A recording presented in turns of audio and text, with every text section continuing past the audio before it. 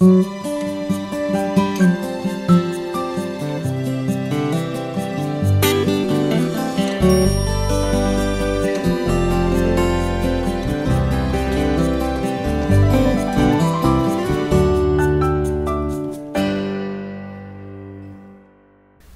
dia, amigo! Como é bom chegar até você nesse dia tão significativo para nós. Quero aproveitar para fazer referência às mães que ontem foram homenageadas. Como foi bom poder celebrar o seu dia com o coração cheio de muita gratidão a Deus pela importância que cada mãe tem para o seu filho. Por isso, como filhos, nós registramos aqui nossa gratidão a Deus por suas vidas e nossos parabéns pelo dia de ontem. Que as bênçãos do Senhor estejam sobre todas as mães.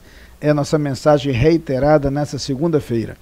Quero me dirigir também a você que hoje completa mais um ano de vida. Que Deus abençoe grandemente a sua vida, que Deus cuide do seu viver e que Deus cuide de cada aspecto da sua vida, abençoando grandemente.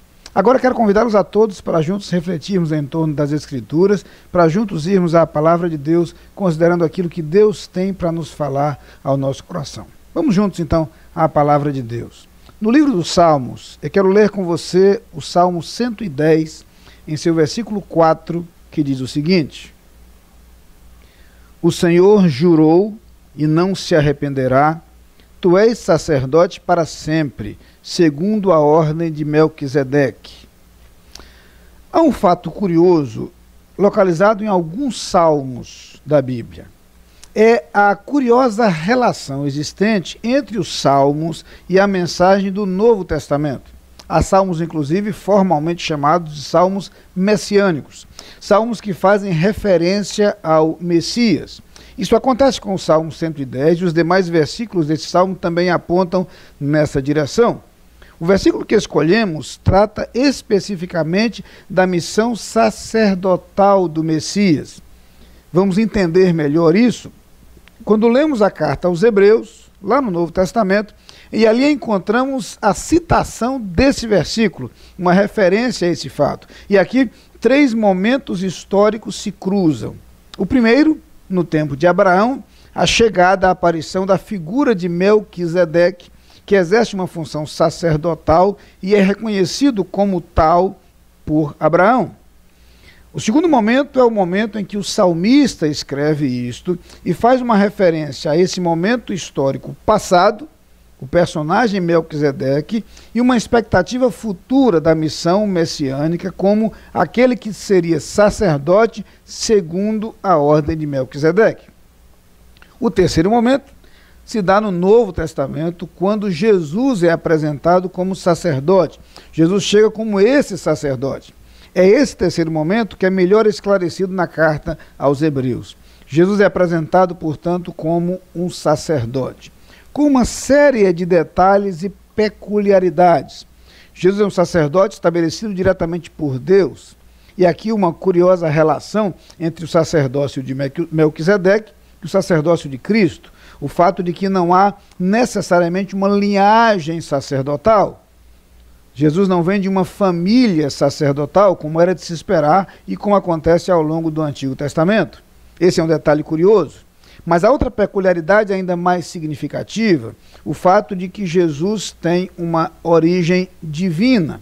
A ausência dessa linhagem humana, o que também ocorre em relação a Melquisedeque, faz com que haja um certo mistério a respeito da ascendência daquele sacerdote do tempo de Abraão. Jesus é apresentado claramente como o Filho de Deus. Sua origem é o próprio Pai. Mas o que mais nos interessa, na verdade, ao pensar no ofício sacerdotal de Cristo em sua missão, é o fato de que, de acordo com a carta aos Hebreus, Jesus veio consolidar aquilo que havia sido previsto no Antigo Testamento como o processo de expiação. Só para relembrar, no Antigo Testamento fora estabelecido que, como nós não temos condição de compensar o nosso pecado, como todos somos pecadores, seria possível o pagamento do pecado através do sacrifício vicário, através do sacrifício de alguém que ocupasse o lugar do culpado. Acontece isso então no Antigo Testamento com o sacrifício de animais.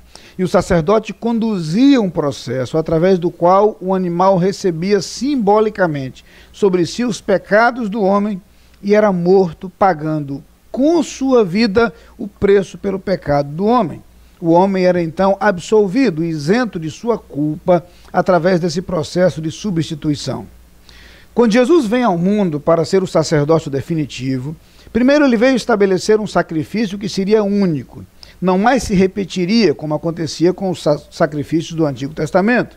Seria um sacrifício definitivo.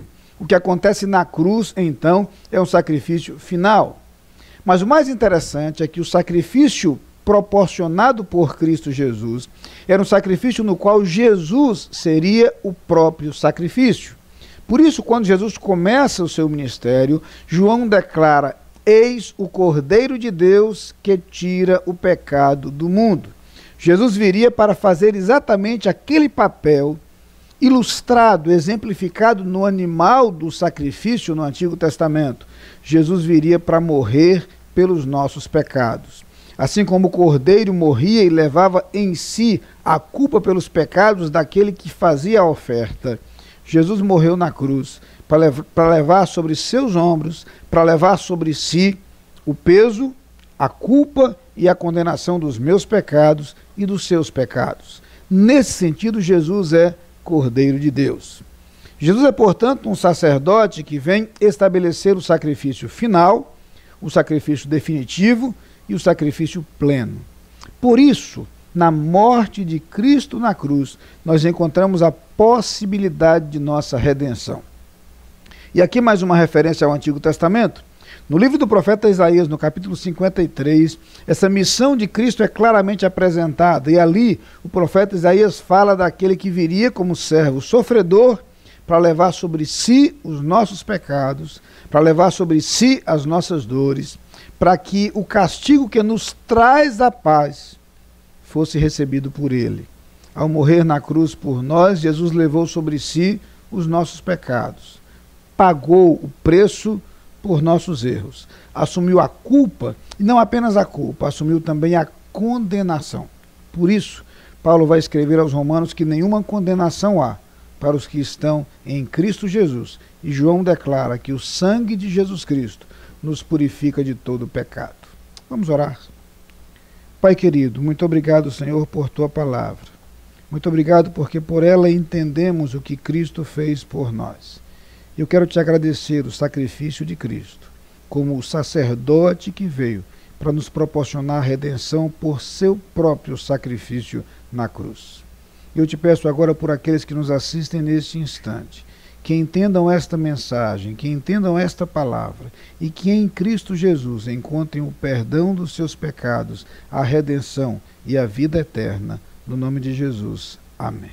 Lá vem o sol.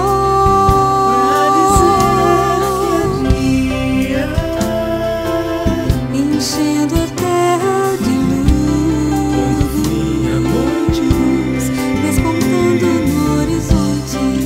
Lá vem o sol, quando vinha a noite, pra dizer que é dia.